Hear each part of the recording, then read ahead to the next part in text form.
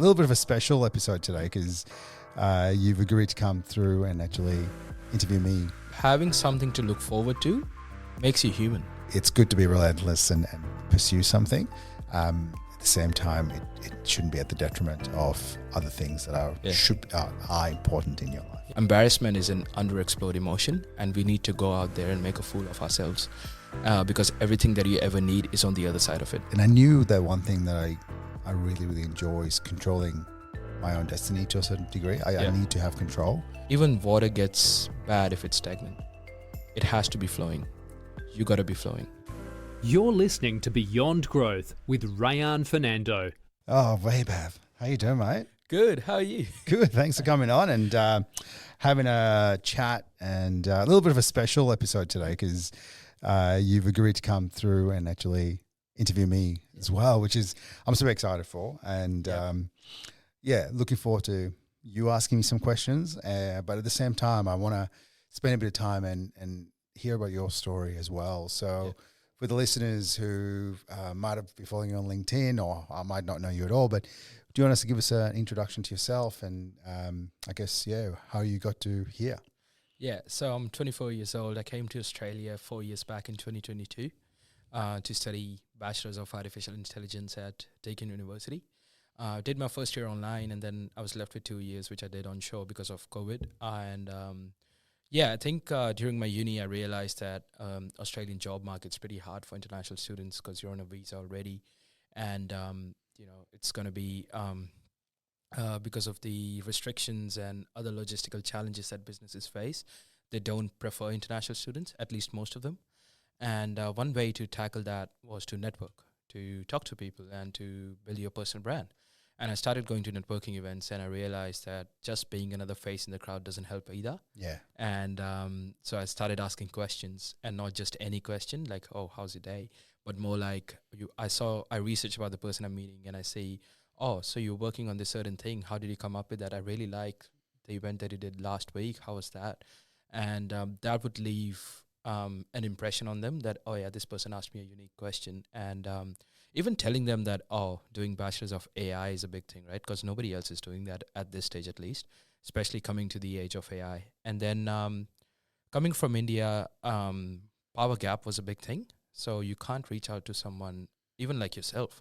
Like I can't imagine reaching out to you and just saying that, hey, let's meet, let's catch up. And then somebody told me, oh yeah, let's catch up on a coffee. I was thinking, what? Is that a thing?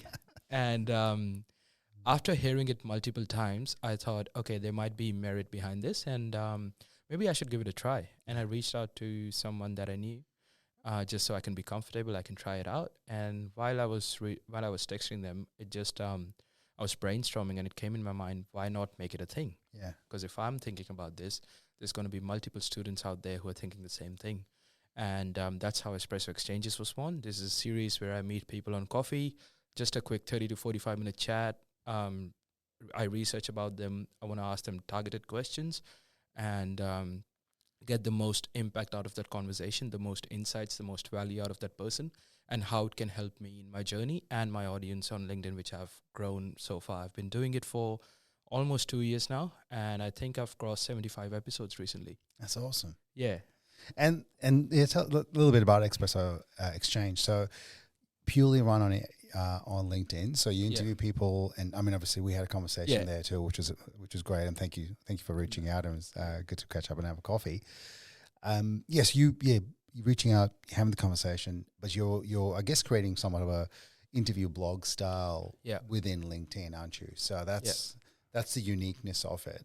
But then also it's a good one because from what I see when you post is you get a lot more interaction, a lot more, and I think that's where you sort of cracked the LinkedIn piece where because you're sharing other people's stories, your reach increases. Yeah, I mean, that's the idea, right? Like it takes the attention away from me and it puts the other person on the pedestal. Not in a bad way, but it's about them now. It's not about me. Yeah. And it's like, oh, I'm advertising you. Yes. And it's not even, I want something out of it. It's more about, I love what you do. And these are the questions that I wanted to ask. And I want to share it with everyone. So everyone can know what you're up to. And trust me, there's been students who have reached out to me and said, we love whatever you've been posting. And it made us reach out to a person we didn't even know about. Yeah. And they got an internship and they moved ahead and they created that connection. So it's all that community that has been building while I'm just having, and it's as simple as having a coffee, right? Yeah. It's how hard it is to just reach out to like yourself and just say, hey, let's catch up on a coffee. Yeah. Yeah. And I think it's being intentional about it is kind of what you're doing. So that's the difference, right? So it's, I mean, I probably have way too many coffees than I should with people. And look, I love it. And I must admit, it's a great way to network. It's kind of, people sort of get their guards down. We have conversations. You're in a public space. It's not in an office. You're not trying to sell. You're just having a good conversation. But I think, the fact that you're being more, like you said, targeted, somewhat strategic, but then also being intentional. I think that's where the benefits coming through and you're making this connection. Because I caught up with Aditya. Aditya, I think, was one of the connections you made with me. Yes. Yeah. Cool, we got there. Yeah. I may be pronouncing his name. No, you're right. You're right. There's so many additives in my life. I was just trying to figure out which one it is. I literally have one. Yeah. He reached out to me and he said, "Oh, can you connect with me? Yes. Reyan with me." And I said, "Yeah, of course." And that's the power of it, right? Yeah. Like, if I didn't had a coffee with you and I didn't post it online, you wouldn't have that visibility that other people saw that, oh yeah, this person is something that he's the person of interest and I can reach out to them and get the insights. Yeah. And it's about the collective growing of the network rather than just me taking the insights and going back home. Well, that's it. And it gets, and that's where it'll stay sort of thing, right? Yeah. So that's great. And I suppose that's part of the reason that I started Growth Minds as well, right? Because I think there's so many great stories out there. Yeah. And I want to share them through a podcast series, but at the same time, how do you make those short form videos? And I'm finding it's always interesting to see because I'm a bit competitive when it comes to social media and content and reach. And it's really interesting to see which short videos do better and things like that, and what stories. And so it's just, I love watching that kind of stuff as well. So there's a little bit of gamification because I actually enjoy doing that. Yeah. But at the same time, like getting you here and having a chat, I really enjoy the conversation.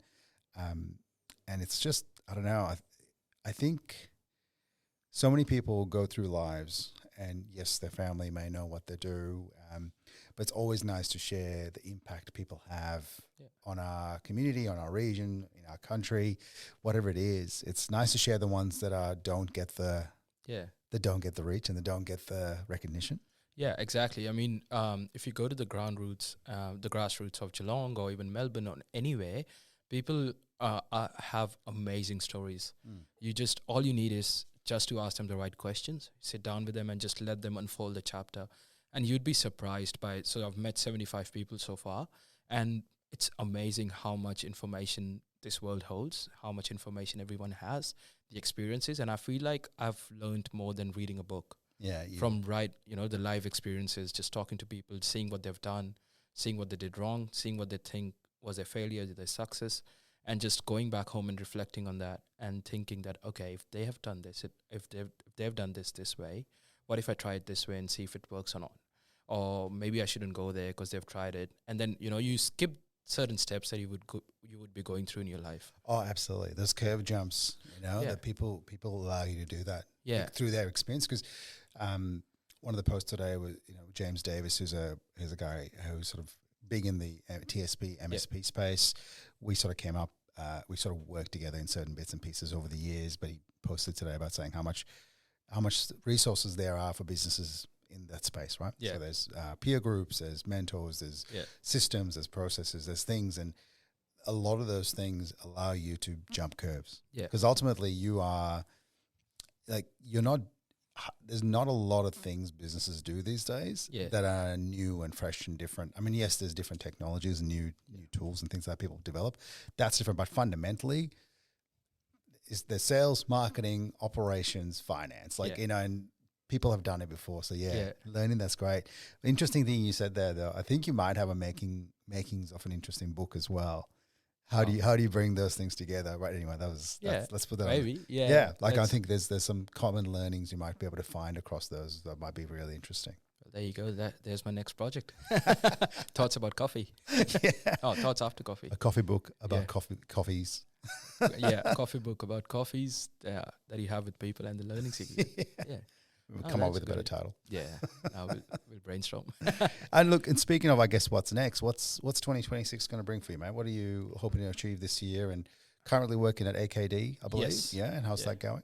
Yeah, it's going good. At AKD, it's been an amazing journey so far. I wasn't expecting it to be so intriguing because it's a timber company, right? And then just to see how much there's like a blank canvas in terms of AI and data. They are working on certain things, but again, there's so much opportunity there that every time I go, there's so much research and dev and things that I can do. Currently working on a couple of projects, which is going to be a game changer within the business, and going to be a tangible effect in the long run as well. So almost completing them. But yeah, it's been an amazing journey. I do see myself being there for a while because there's so much to learn. It's an amazing space. Apart from that, I think personally, I do wanna cross 100 episodes today with Espresso Exchanges this year. Yeah, which is if everything goes right, should be on September. Yeah. I did the calculation, so it's right there. And I do wanna get on YouTube. So, cool. Keeping it out right now so I can keep myself accountable. But I want to do at least 10 videos this year. Just put something out there, see what sticks, what doesn't, and just give it a try, to be honest, because content creation is one of the things that you got to do in 2026. And if you just want to build something on the side while you're working full-time or somewhere, and just keep yourself engaged after hours, your 5 to 9 life after your 9 to 5. Yeah. So, that is something that I aim to do this year. 5 to 9 life. I like that. Try and get some sleep somewhere in between that, though. Yeah, I mean... It's hard. No, that's cool. Okay, YouTube, cool. Well, keep me posted, mate. 100%. It's always interesting creating content and something I've been doing for a few years. Yeah. What's one thing I want to ask though? Obviously, you're in the AI space. Studying. What's something interesting? Like, what are you finding now with AI? What are the trends? What's sort of some interesting things that we could look out for in the coming months and years? I think the biggest thing that everyone's just scared about AI, that it's gonna take over our jobs, it's gonna make us redundant, which is and every time I try to explain it with this metaphor that I read, that back during the days when railways weren't invented, right? We had bullock carts.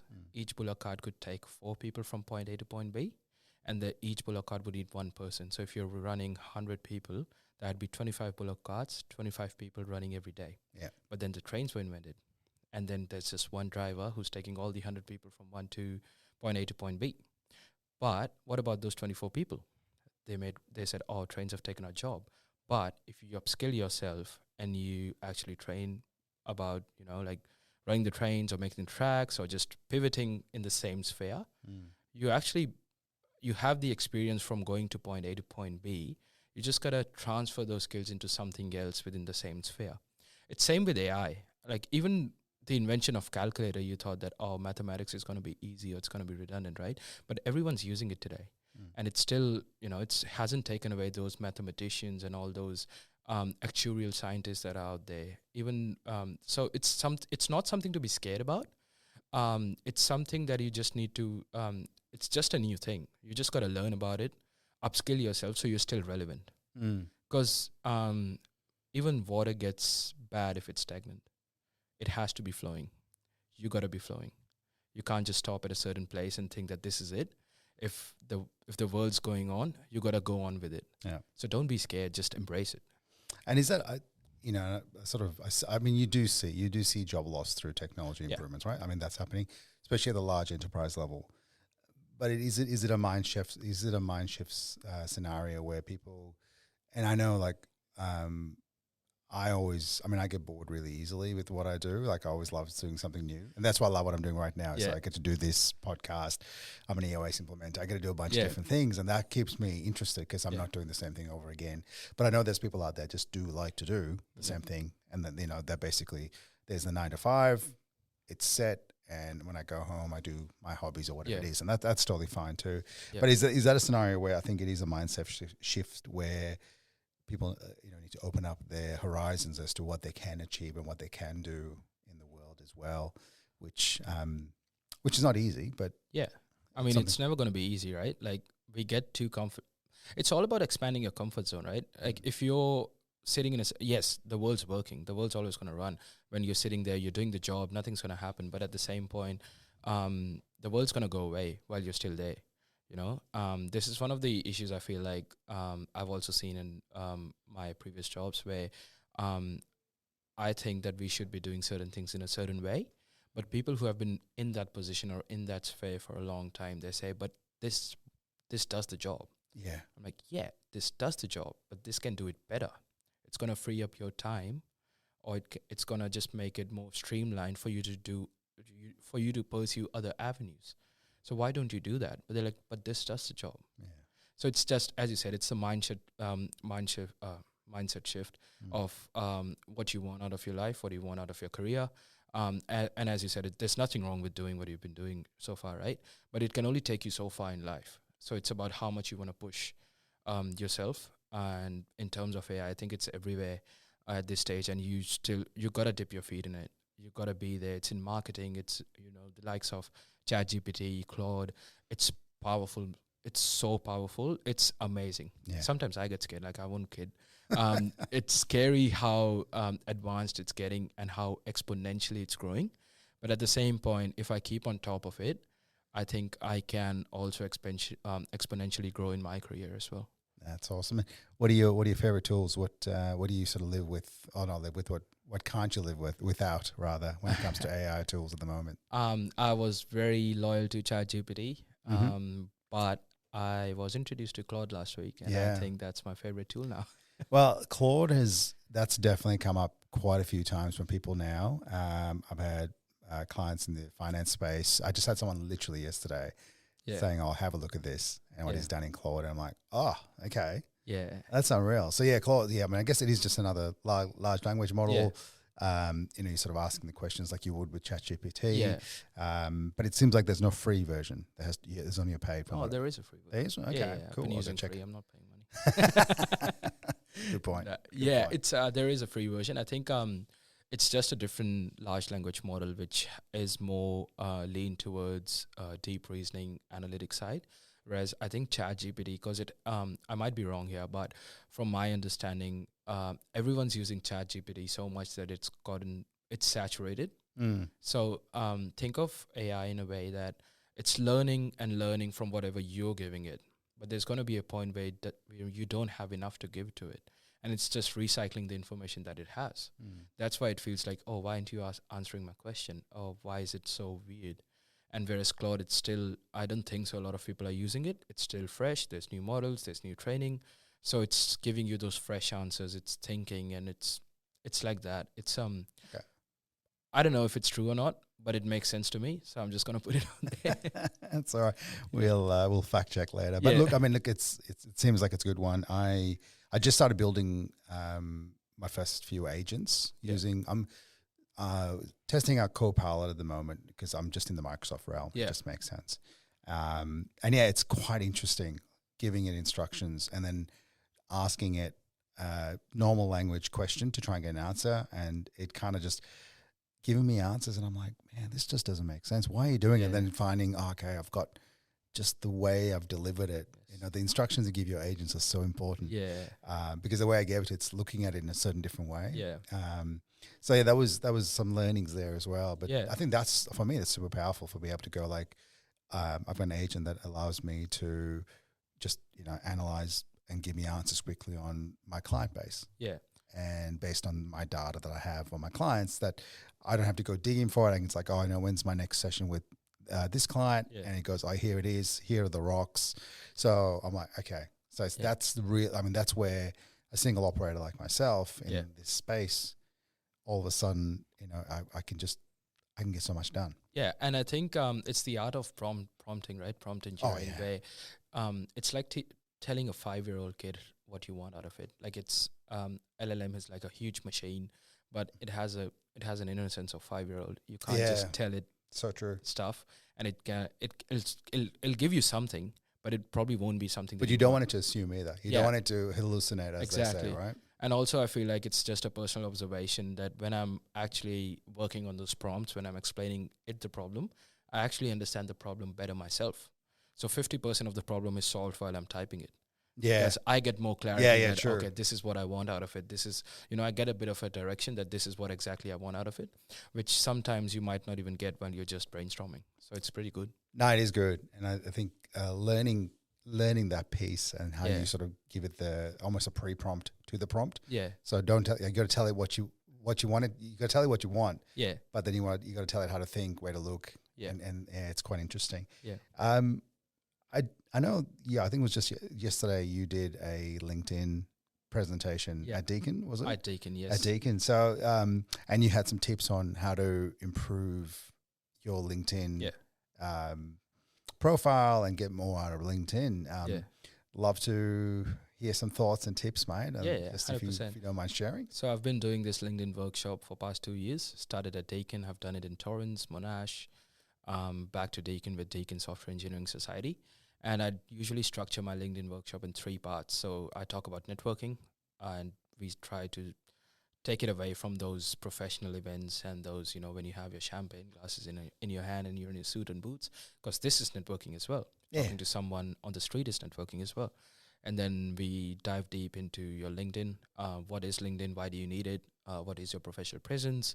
We do a quick Google search, and you try to search your name and try to find yourself on Google, and then see whatever shows up on the top, is that something that you want to be there?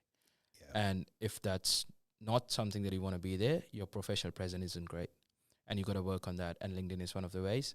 And then we dive deep into each section of your LinkedIn profile, your photo, your banner, your headline, about section, experiences, skills, recommendations, everything. Give them examples, give them templates. And then at the end, it's third section is content creation. So because the biggest question that I always get is, how do you come up with content? Like, what do you write? And content is everywhere. Like, from a university student perspective, for example, if I'm a university student, I'm in a lecture talking to a professor, and I thought C++ is the best language out there because that's what I knew. And then professor says, no, Python is, and these are the reasons why. And you just sit down with yourself and like, oh, there's your post right there. I thought C++ was the best language out there, but then after discussing it with my professor, tag the professor for visibility, these are the reasons that he gave. And then you put in your key takeaways or your reflections. And the best part about LinkedIn is that you don't have to, I think people get a lot of fear of missing out of LinkedIn because they see all those flashy certificates, those flashy job postings, right? And everything that, all those achievements that you're doing, I think it the other way. Post about your journey. Tell them what you've been up to. Tell them about your failures. Tell them about your perseverance, your grit. And that shows your character more than what you have achieved and how you've achieved it. Yeah. And that is something that I love to read about, because everyone's talking about their achievements, but who's talking about failures? And we need to talk more about failures, because failures means that you're trying, you're getting out there. You're not just sitting at your home, right? Not doing anything. Yeah. And that motivates me. That's if someone is trying and is failing, I need to go out there and try as well. If they can do it, why can't I?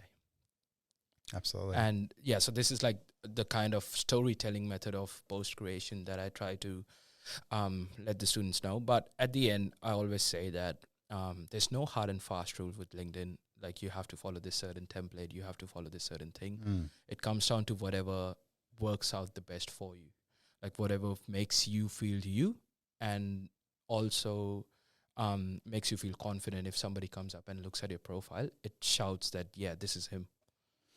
That's some good tips there. And I must admit, I sort of had the last couple of weeks, I really struggled with LinkedIn, just mentally, just not wanting to post. I don't know what it is. I just went through like this. I think every now and then I just hit this wall of like, and I think, look, from what you're saying, the ability to actually post your stories and post your losses, and your journey and your what you're working on, I'll have to start working on that, because I feel like I do so much with the podcast. Whatever I'm doing, I'm sort of constantly trying and failing fast and moving on to the next thing. So I'll definitely take that on board. And your post is right there, as you said, that you're struggling to put yourself out there on LinkedIn. there's your post. Mm. I've been struggling to put myself out there on LinkedIn recently, but I'm getting, and tell the story why. You've burnt yourself out, or are you busy with other projects? Or there you go. Just talk about it. That's it. That's true. That's true. Yeah. Because I must admit, there is a lot of just, and I mean, I'm guilty of it as well, of just posts for the sake of posts. Yeah, and Yeah. that's fair because you got to be there as well, right? That's what content creation is about. Because it's as much as you love the authenticity and as much as you love the actual story to come out, it comes to a point where it just becomes like, oh, I just got to be there because if I don't post this week, it's going to be weird. Or, yeah, because so it's just in your head. No? yeah, exactly. But it doesn't matter. No. Yeah, because you're just an NPC in somebody's life. Yeah. You know, you're not a playable character. If you don't show up today, nobody's going to care. No. Like, especially on LinkedIn. Not saying people don't care about us, but just like I was telling this to the attendees yesterday as well on my workshop that embarrassment is I've started saying this to everyone now. Embarrassment is an underexplored emotion, and we need to go out there and make a fool of ourselves because everything that you ever need is on the other side of it. Because what if I embarrass myself today in this podcast, or what if I embarrass myself yesterday in the workshop? The worst that's going to happen is somebody's listening to this and like, oh, whatever, that was funny, or what is he doing? And then they're going to move on. But what if somebody else is listening to it and actually gets motivated and they actually take away something out of it and they change their life? It doesn't affect me. I'm still here. But if it changes somebody else's life, that's what matters. And yeah, embarrass yourself. And embarrass yourself, and then and it's such a learning thing too. Yeah. You know, I did a presentation 3 or 4 weeks ago. It was sort of late in the evening, just a bit of a sponsorship thing I did, and I'm reflecting on it, and I've got the video to watch it too, so it's even more painful. Yeah. And it's just one of those things. I'm like, I just didn't quite deliver the way I wanted to, but I got so much out of it because I'm like, okay, now I know I need to don't do that, don't do this, don't do that. Exactly. It's one of those things that you need to do it in the first place. So now my goal is, I'm trying to do a talk in Geelong once a month. We're just going to present, because the best way to improve your speaking is speaking. So that's, it's just one of those things, a bit of a challenge I've given myself to make sure that I keep pushing that and growing in that space. Yeah, it's all about trying, right? If you don't try, you won't know if it works or not. We have been chasing this perfectionism for so long, and I talk to so many people who say, we don't have anything tangible to post on LinkedIn, and we'll post once we get there. But I said, you're working on it. That is your tangible thing. There's no perfect time to start other than today. Yeah. Yeah, because if you keep on chasing that perfectionism, it's a relative term. I wanted to get a full-time job, and I thought that I'll have a perfect life. I got a full-time job, and now what's next? What's my next perfect? Because I've reached that. It's a relative term. You're never going to be perfect. No. Yeah, there's people who are like, people like Joe Rogan or people who are podcasting, and they think you think they're perfect, but maybe they're chasing something else. You know, people like Steve Bartlett, and it's a relative term. Yeah, he's right there. Yeah, he's right there. Oh, look, absolutely. And it's quite funny, right? And I always look back on my life and I do this thing where, like you're always chasing it. Like I'm in my mid-40s now, and I remember I've sort of ticked off so many things I wanted to do in my 30s. And now I've got this whole bunch of new things I need to do before I get to my 50s or, in the next 10 years. And it's just kind of this never-ending pursuit, which I love and I enjoy. But there is that time where you go like, when do you stop? When do you go, okay, that'll do? And I had this question just a couple of days ago. I was having a coffee with a friend, and he goes, when will you know you've done what you need to do, or you're finished? Or you've hit the finish line, and I couldn't answer it. And I don't want to have a finish line because I reckon I'll be bored. That's what I was going to say, that having something to look forward to makes you human. Just give me 30 seconds. If your business is serious about certification and trust, you need to check out ISO 365. They make ISO compliance simple, practical, and sustainable by building your ISO systems inside the Microsoft 365 tools you already use. No extra software, no hidden license fees, just real control and ownership of your compliance. I love the work that ISO 365 does because they don't just hand you templates and walk away. They become part of your team as virtual compliance officers, guiding you from gap assessment through to certification and long-term compliance. If you want compliance that actually works for your business and helps you win trust and new contracts, check out ISO 365. And now back to the show. Yeah. Because otherwise, like for example, a real story, 2 weeks back, I flew a plane. And ever since I was a kid, I always wanted to fly a plane, right? I always wanted to be a pilot. Then life happened and I couldn't do it. But then I came across this experience where you can actually fly a plane and experience how it is. We flew a Cessna 152, a small 2-seater plane. Cool. I didn't know you could do it. No training at all. You just show up, you sit down with the instructor, and they take you off. They land the plane, but they give you the controls after 1,000 feet. Yeah. And I did that. And as much as excited I was, I came back to my car and I sat down for 5 minutes and I realized there's nothing else to look forward to. Because this was something that I was working on for so far. This was something that I envisioned for so far. Now I got to make new goals. Otherwise, it was so empty.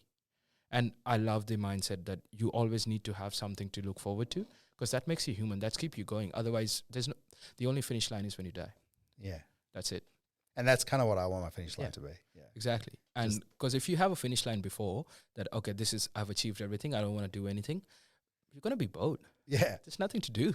I know. I have friends. I'm still friends with him. But he always like, I want to retire when I'm 40. Was his like thing in his like late 20s and 30s, right? And I'm like, what are you going to do? Like everyone else is going to be working.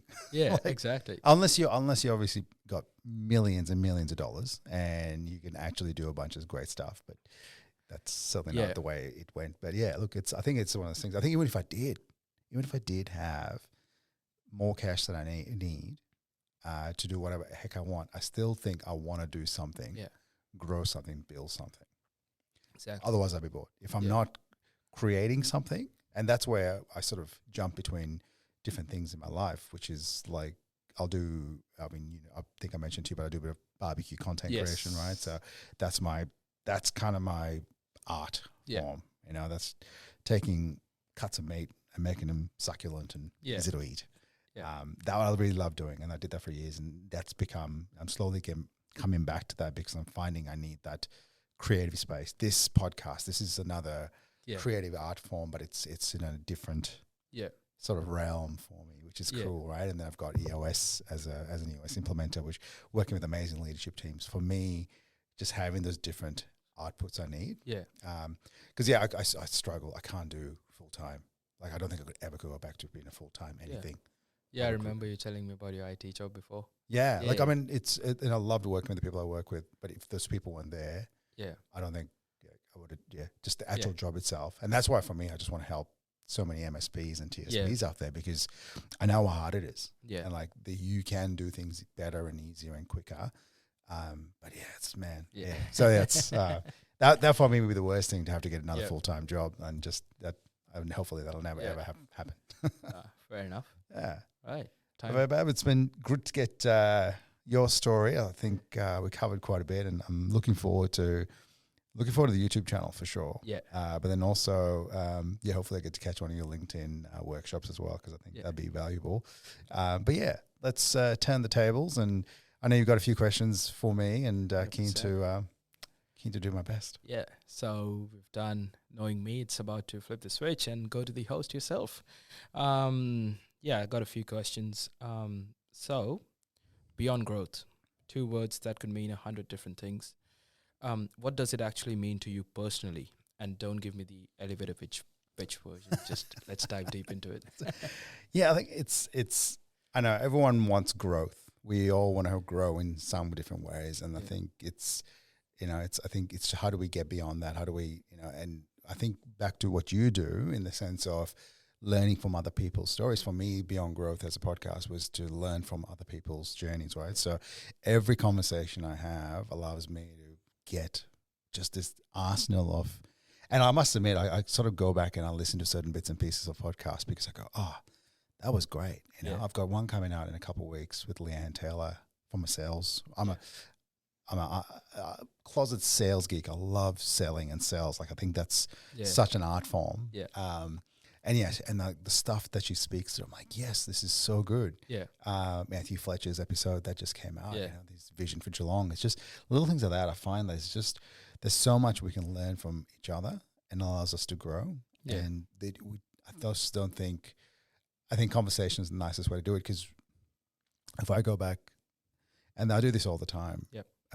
when I catch up with my family in Sri Lanka and things like that, and I sit there, and it just takes me back to being a child, because my auntie, so my two aunties and my dad, they get together, and the stories they share and the tales they tell, they'll just sit there and talk. Yeah. And I think, and I sit there, and even as an adult, I'll sit there and I won't say anything, because it just takes me back to my childhood, where I'll just sit there and go, and I'll just listen.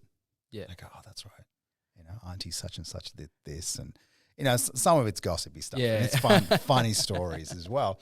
But there's so much value in talking and sharing stories. So I think it's just, and that's not just business, that's personal, that's physical. Like I've just got, I've got a WAFL player that's keen to come on. I'm, looking forward to sharing her journey as well, because there's just so much we can learn. Yeah. And just cool to celebrate the growth that everyone has in their own life. Yeah, stories are powerful, aren't they? Oh, man. So like it just got me, like every time the one thing I miss the most is those just conversations and being in the background.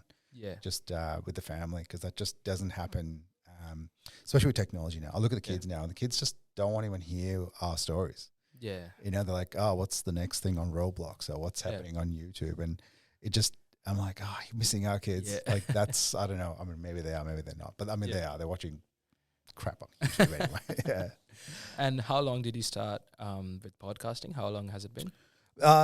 Beyond Growth has been since October, so I've sort of kicked off last year. Okay. As podcast in quotation marks or air quotes, that I sort of kicked off start of COVID, but in the barbecue realm. Yeah. So I was interviewing a bunch of barbecue people. We had nothing to do on a Saturday evening. Yeah. I would go live on on Instagram. Do a bit of a live session that became like the episode, pretty much what we're doing here, but obviously virtually.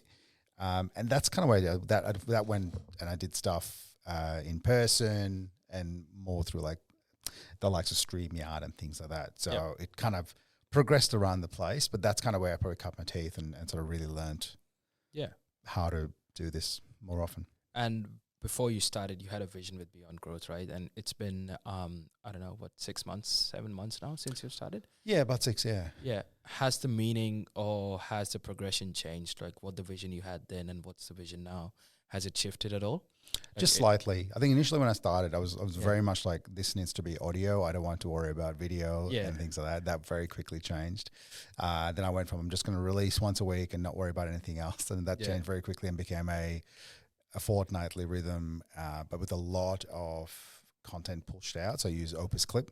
So I use a lot of AI in my prep and post production work, which really helps my work. But a lot of how do I get that content out there, because trying to push this podcast out. Yeah. And since this is a long form conversation, right, and it takes a lot of preparation and time, as you've said, has it costed you something else like apart from that you didn't expect, except your preparation time and everything else that you've been up to?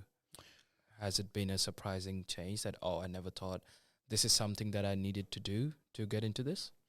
Look, I think if anything, leaning into the AI and the tech side of things, like using the bunch of different tools that I use, that's definitely allowed me to streamline my processes. And I'm glad I did that. From a conversation piece, I think the more I have the conversations, the more I go, I'm glad I'm doing it. It's they're really good. I'm having some good conversations, and it's just one of those things that the more I do it, I think the people appreciate. I mean, I share the video with people and say, hey, look, cut it up and use it, so they get content and they can use some things as well. So it's very much a give back piece as well. Yeah, and help them and tell their story like you do. Yeah. And you've said that, we've talked about it before as well, that people love when they're heard. So the grassroots people who haven't had that, that visibility, and you're bringing that visibility to their life. And you've spent years creating this space for others. Who asks Reyan the questions? Who listens to you? Who listens to me? I suppose inadvertently, everyone that listens to my guests get a little bit of me. But look, I think for me, some of my favorite episodes are the ones where I have some really good conversations, and it's actually back and forth. Yeah. So I think those are the kind of the episodes that I do enjoy. Yeah. But at the same time, from a prep point of view, we sort of, I prep and I have this run sheet and I never look at it. Yeah. It's literally like I know a couple of key points that I want to talk about. Yeah. And it's conversation, and it doesn't need to be a question and answer scenario. Yeah. But who listens to me? Interesting. Yeah, I don't know. I mean, this is part of this conversation right now, is just to share a little bit about me, because I don't go deep when I interview people or have these conversations. Yeah, I agree. I mean, even in your personal life, you would have somebody else listening to you. Do you de-stress with your family, or what's your de-stressor? Definitely my wife and sort of, sometimes I de-stress with the kids and just share what I'm doing, and they find it interesting when I get moments with them. But definitely got some good friends and business friends that I regularly keep in touch with. Yeah. And they help me out. And our fellow EOS implementers as well, which really helped me sort of just, you kind of just, effectively I am a solo entrepreneur, right? Yeah. And I'm running my own business, and it's it can be very lonely. So it's nice to have a group of people and business networks I speak to. Let's go back a bit. I remember during my Espresso Exchanges episode, we talked about your IT journey. Do you want to touch on that, and how did you start with your IT, and how did you get out of it? Like, what was your pivot point that, okay, this is not something that I want to do in long term, or this is something that I don't want to do anymore? Yeah. So, I mean, I was going to be a chef. I think, did I mention that to you? I probably didn't. No. So in my 18, like I was leaving high school doing a vet course, a diploma, whatever it is, and I was doing a Cert 4 in hospitality to be a chef. I love cooking, hence me doing the barbecue stuff, because I still love that bit. But I was going to be a chef, and then I think I did my first split shift. Yeah. And I went, nah, I don't want to do that. So, I mean, I'm glad I had that hindsight as an 18, 19, I was like 17, 18-year-old going like, I don't want to work at lunchtime, then kill 3 hours and then come back, like, no. So, and thankfully I got into IT or into computers back in the 90s, not a lot, but had an interest. So did uni, started my own IT business after working for a local company here called Total Care IT. Worked with Andrew Calhoun for about 4 or 5 years, or maybe a little less. And then just the typical arrogant 20-year-old sort of mindset going, I can do this myself. Yeah. So I started my own sort of break-fix IT company, and then slowly started working towards creating an MSP style model through some good peer groups that I was working with. Grew that to about 2 or 3 staff. And then I think it was one of those things I just realized I needed a better team around me. Yeah. And that sort of small business wasn't going to get me to the next level. Yep. I spoke to Chris Davies, who is one of the fellow US implementer, but he was running Evologic at the time. Yeah. We had some great coffees over a couple of years, and then he said, anytime you want to, make a move and you want to do something different, let me know. So it was literally like March, I think, 2012, I believe. I was like, okay, I'm done. And I was like, okay, hey Chris, like, ready to chat properly. And then literally 2 weeks later, it was like everything was signed, and we sort of got acquired into their business and sort of started working at Evologic. So I got pushed into the leadership team, worked there for 10 years, helped grow that business as sort of head of services for most of the time. And that was fun. It was stressful. It was a lot of work. And look, I must admit, like the best year I had, and I remember this because I felt like I had we were talking to EOS about the right people in the right seats. Yeah. And I felt like we had all the right people in the right seats. I was sort of, we just made some major changes internally from a systems point of view, which went off without too much hassles. That was 2019. So I was like super pumped for 2020. Right. I was like, oh man, this is great. Like just good team, looking forward to it. I can see the growing. I sort of stepping more and more into that leadership space and running more of the business. And then 2020, we know what happened. Yeah. And that was, I think it was tough. Yeah. With us sort of going to all the details, 2020 was tough on everyone, but it was, I definitely didn't enjoy being away from people working. I just need to work with people because that's just what I love to do. Yep. So 2020, 2022, 21, 22, like all was a big blur, but basically I got burnt out over that period. Yeah. So sort of fell out of love of wanting to grow an IT company, took a step back. And yeah, I mean, during that period though, we did kick off with EOS, not during that period, but before COVID, a couple of years before COVID, we were running on EOS. So we were starting running on EOS. So it's good to have that system in place. And that's kind of where I sort of started learning about EOS and things like that. But yeah, look, learned a lot running my own business and working for a couple of businesses in the 20 years in IT space. Stepped away, did a bit of a sales job for a bit just to, like I said, bit of a sales nerd. I like the challenge. Yeah. But I get bored at the same time. Yeah. And then, the EOS drum, I sort of refer to it as like the Jumanji drums. You know, so it was like the EOS drums were beating in the background. I always sort of had that in the back of my head. Like, I love to do that. I love to help businesses, implement EOS and grow. While you touched on the sales part, and I'm assuming it's the barbecue sales thing that you were talking about? Yeah, so I worked with the team at Lanes Australia for 6 months. Yeah.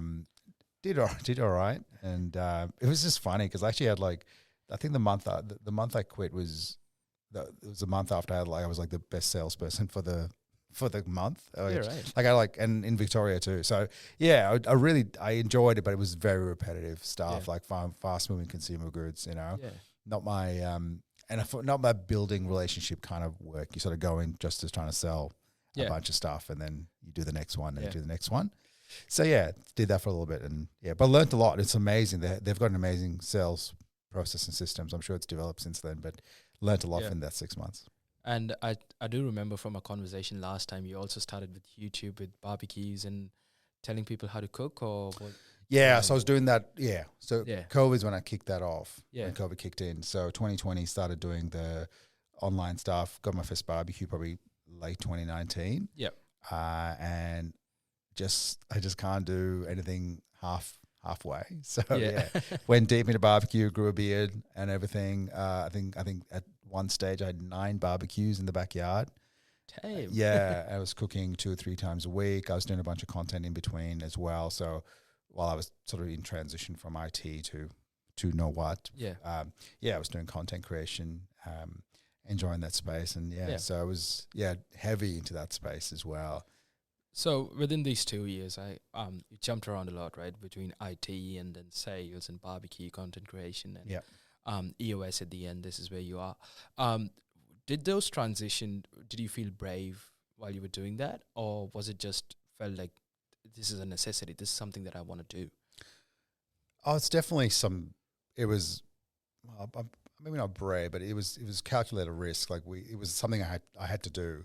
I sort of look at my life, and I sort of remember when I was like, a teenager, I always used to hustle, and it was like selling things on eBay. I used to work at Blockbuster. Loved it, right? Used to work at Blockbuster. Greatest place to work in the world, and I'm so sad it doesn't exist anymore. But it was, so basically Blockbuster would get these video posters. So I would get the posters and I would sell it on eBay and make. So I always had like some sort of side hustle over the time. Yep. So I knew that one thing that I really, really enjoy is controlling my own destiny to a certain degree. I need to have control. Yeah. So 10 years at EvaLogic was a long time. And the whole time there was this like mental tug of war of like, I just want to do it my way. Yeah. You just can't. Obviously you just can't take over a business.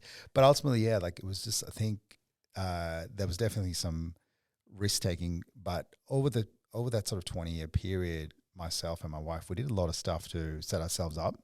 We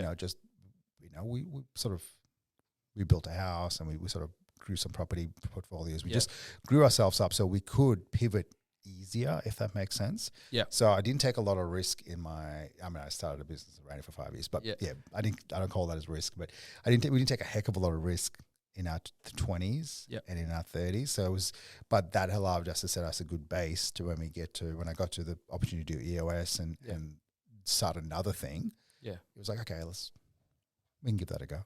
Yeah. Right. And, how many people have you interviewed so far in your Beyond Growth? In the podcast, 20, just over 20. 20? Yeah, so episode 20 just came out last week. This will date this one a bit, but That's huge. Yeah, so I think this is the 23rd conversation we're having. Okay. And I've got, so I'm just going to once a fortnight, but I've always got a couple Yeah, backups. So to Yeah, speak. that's how I do it as well. You gotta I have it. already have next 2 weeks scheduled with my Espresso Exchanges, Yes, and I you keep gotta on do it. having it just Yeah. in case I'm not able to make it. Yeah. At certain week. But so you've interviewed a lot of people, right? Like it's been what 2023. I'm the 23rd. What's the one question that they don't ask that you wish they asked? Like ask me or Yeah, like in the conversation or even you're out there. Like, what's the one popping question that you feel like, oh, somebody needs to ask you, or you got to ask them, or you just never come up to asking them? Yeah, that's an interesting one. I think the one thing that any guest can do is to ask questions while they're on the show.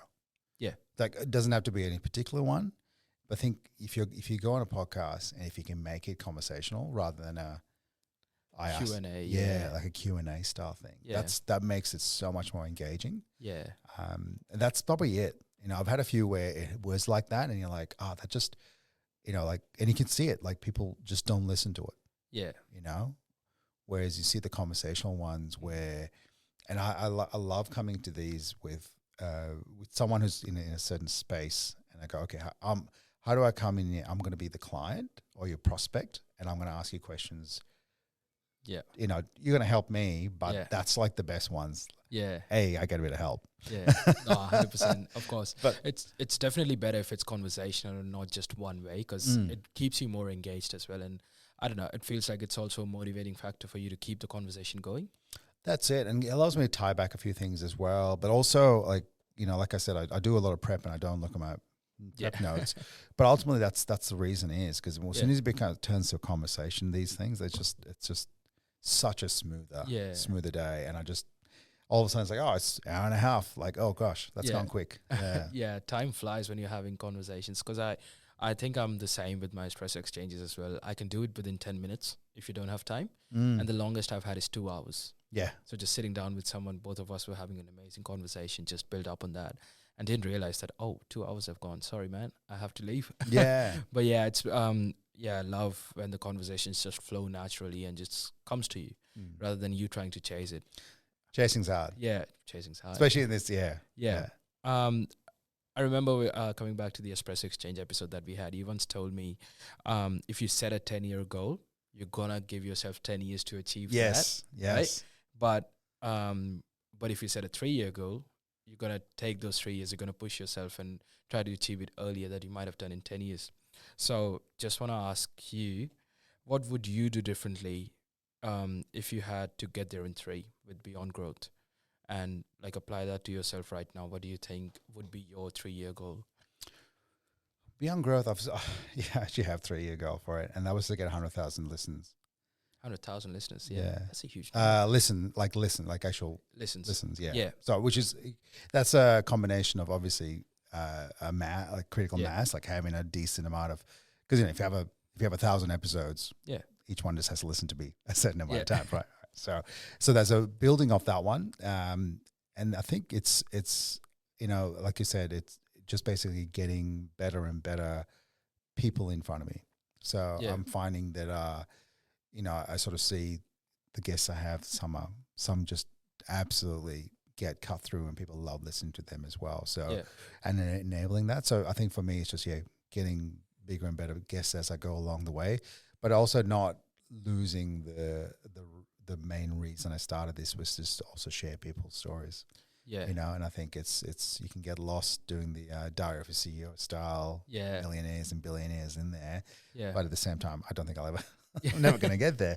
But never say never. But I think it's just stay true to the essence when I share stories when you can, but always strive to get bigger and better guests who can share some amazing stuff. Yeah, 100% agree. It's always good to have a mix of everyone, because you can see the way I see it as talking to people who have made it, talking to people who are making it, and talking to people who are about to start making it. Yeah. So there's 3 sets of people in their journeys, in their careers, and it's relative terms, right? Like for what does define who has made it for me, and what does define who's making it for me. Maybe they've made it for themselves, like they have reached the utmost level of the satisfaction that this is what I want to do.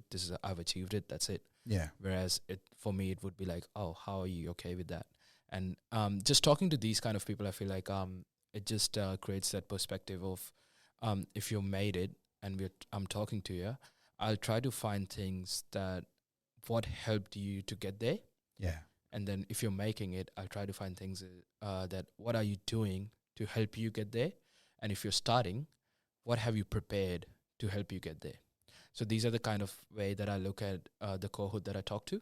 And it has helped me in multiple ways. Like I talk to students as well. And sometimes it just blows my mind, certain things that they've done. And I always think like, oh, why haven't I done that?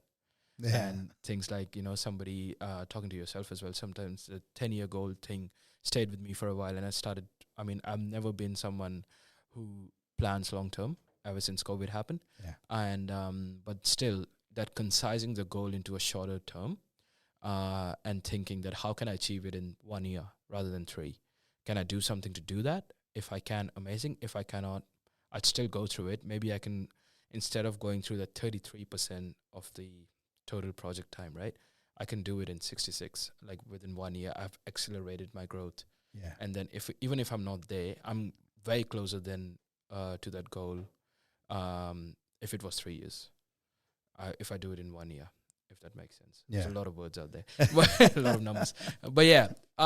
So there's so many things out there, so many people out there. There's so much to learn out there, and all it takes is one conversation. And I commend you for doing the Beyond Growth as well, because I listen to it as well. And sometimes there's just certain things that come up. And I have found my guests through your podcast as well. I reach out to them and I say, hey, let's catch up. And not something similar to yours, but it does work out. And that's the community, right? That's the audience. And we all got to push each other up there, because it's not fun being alone up there. You need people around you. Yeah, absolutely. Yeah. And look, I mean, for those listening, the book is Time is a Tool. That's the one I sort of quoted that we talked about. Yep. It's all about, if you give yourself 10 years to do something, it'll take 10 years. And look, I must admit, so I've been practicing it, like as in, and not just with Beyond Growth, obviously just the different parts of my life. And it can be relentless. Like you sort of, I feel like I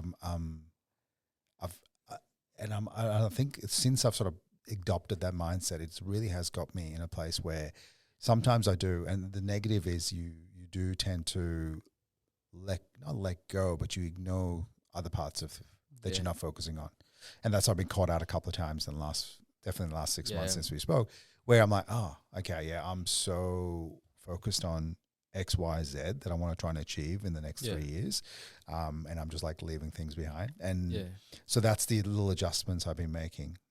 In the sense of like just what I do. So just something to be mindful of. Yeah, it's good to be relentless and pursue something. At the same time, it shouldn't be at the detriment of other things that are important in your life. Yeah. So burning out is a big issue because you're doing so many things here. Yeah. I don't think it's burning out, but I think, for me, burning out's not an issue because I think just the way my brain works, if I'm not doing multiple things, but doing multiple things just doesn't leave room in my head for the things that are important in my life as well. Yeah. One's fitness, health, family, like, all the other things that you kind of go like, okay, I'm going to do this. I'm going to, grow the podcast, grow the EOS implementation. I've got another sort of business I'm trying to grow as well. Yeah. And just going like, okay, I'm going to do that. And then you're like, okay, I've been adjusting my expectations a little bit, and that's okay. So I think my feedback to is yes, definitely listen to Time is a Tool because I think it only comes in audio form. But at the same time, realize that you just need to adapt yourself based on that. But I'm enjoying the challenge too. Yeah, it's pushing me out there. Like I wouldn't be pushing to go on and speak more in Geelong, for example, if I wasn't giving myself bigger targets, bigger goals. Yeah, and I feel like you got to give yourself those bigger targets as well. This is something that I learned from my dad, right? Like, because he always tells me that don't adjust your lifestyle based on your earnings and whatever. Try to adjust your earnings to live the lifestyle that you want. Yeah. And that keeps me going. Like, this is the certain kind of lifestyle that I want to live, that these are non-negotiables, or this is something that this makes me comfortable. So I try to push myself that what things can I do, not just in terms of jobs, but like personal development as well, right? That what can I do out there that makes me reach this level or makes me maintain this level? And that, I think that kind of mindset has shifted me in terms of, okay, I need to be out there. I need to talk to people. I need to do whatever I can. I need to volunteer. I need to grow Espresso Exchanges. I need to work hard on my job as well. And this is the kind of mindset I think a lot of people don't have. And again, it's a personal thing. It works for you. It works for you. If it doesn't, it doesn't. Yeah. A lot of people are comfortable where they are, but I'm not. Yeah. I can't be sitting idle. I can't be sitting down. I need to do something always. That, all right, this is done. What's next? Everything is a stepping stone. And that keeps me pushing. Yeah. And that keeps me growing. That, as you said, there's so many things in my brain that I don't have to think about the negatives. I don't have to think about other things that are not probably that important. And it just keeps me engaged. Yeah. And look, I think the positive for me has been the thing, like, as much as, yes, there's things I need to work on, and I've shifted my sort of my priorities, but also what I found is I've definitely things like, I'm like, okay, like, I'm just not gonna binge Netflix. Like, I don't watch a lot of TV. I don't, like, I've literally that just cut out. So yeah, and every now and then I do, like, I'll just go like, okay, cool. I've just got, like, I just need some brain dead time. But yeah, like, fundamentally, it's not like I sort of keep myself away from those things. Yeah. And that's the things like, I mean, I coach my son's soccer team, for example, and that's just engulfs my life for the season. And so 2 days of training, 1 day of games.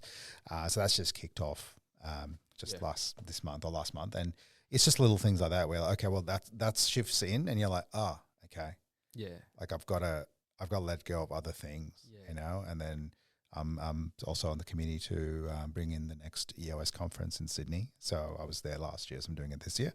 And again, same thing. It's like, okay, I need to let go of a couple of things. But yeah, so sometimes the one thing I've done is definitely reduce the brain dead time and the doom scrolling, being as active as I can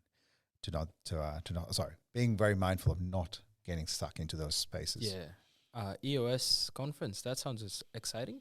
What's that about? Absolutely. So EOS conference, we had one in Melbourne last year. We had MOD, so Mark O'Donnell and Kelly Knight, who were the visionary integrator. So of EOS, they came and did a talk as well, which is amazing. Right.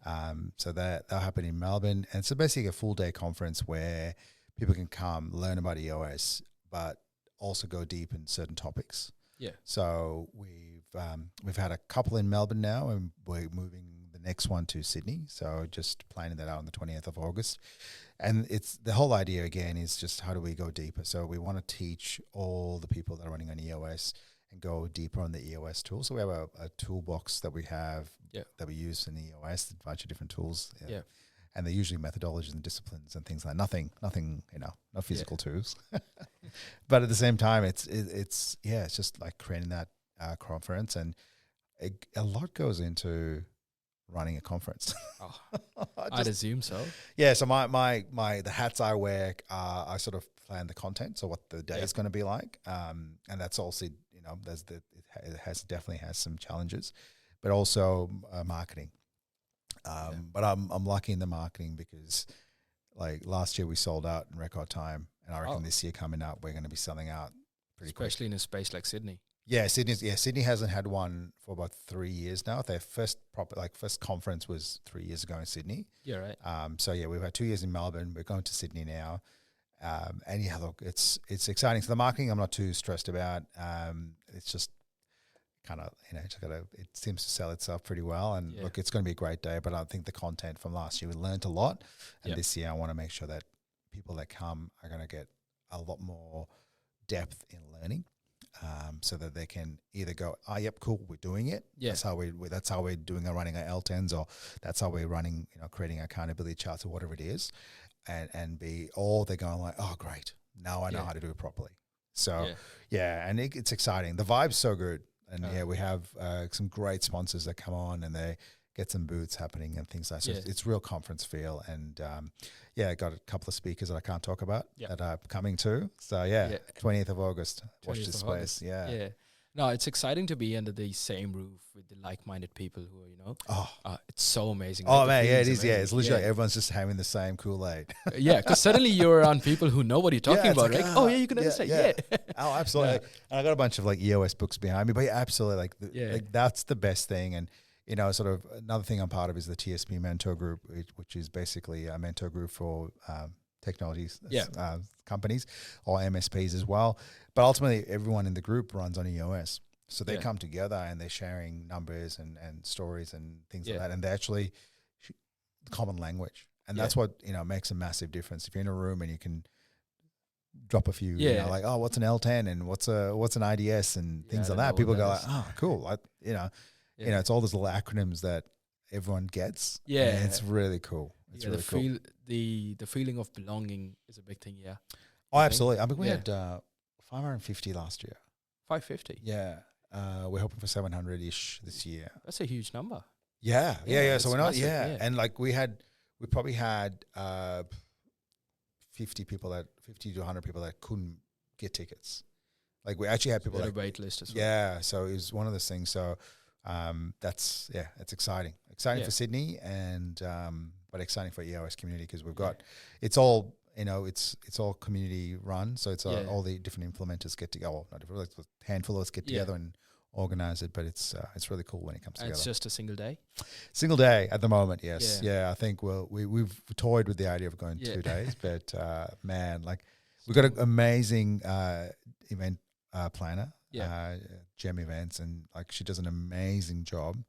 And if without her, we'd probably. We'd be stuck in the water, so to speak. But it's good to have a good event planner. Yeah, the logistical challenges are huge, right? When you get into the conference space and even to organizing an event as simple as inviting 50 people, it's hard once you dip your feet and you realize that there's so many little things that you have to take care of.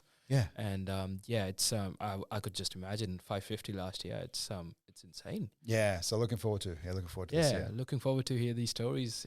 August 28th. Yeah. All right. Yeah. That's amazing. I have nothing else to do. Reach the ceiling. No, that's fine, mate. Look, thank you so much. I really enjoyed our conversation and finding out a little bit about you, but also sharing a little bit about myself and Growth Minds as well as other things I do. Thanks for coming on, Vaibhav. Where, if someone wants to find out a little bit more about you and get in touch with you, what's the best way? The best way is to find me on LinkedIn. I'm always on my LinkedIn. People are surprised how quickly I respond to them because I texted this one. Don't text, LinkedIn. Yeah, LinkedIn, yeah. And they texted me, they're like, oh, let's catch up on a coffee. And I responded to them straight away. And they're like, oh, you're the first person who's responded within 5 minutes because everybody takes a day.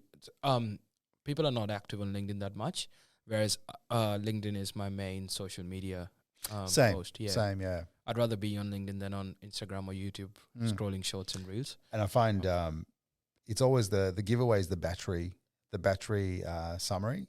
Have you got an iPhone? I'm not sure what phone you got. Oh, you probably have it. Yeah. But yeah, look at the battery and you're like, oh, geez, 20% LinkedIn. Yeah. Oh. Slow down, Reyan. Yeah. I'm the same. Yeah, screen time 8 hours average, LinkedIn time 3 hours a day. I know. It's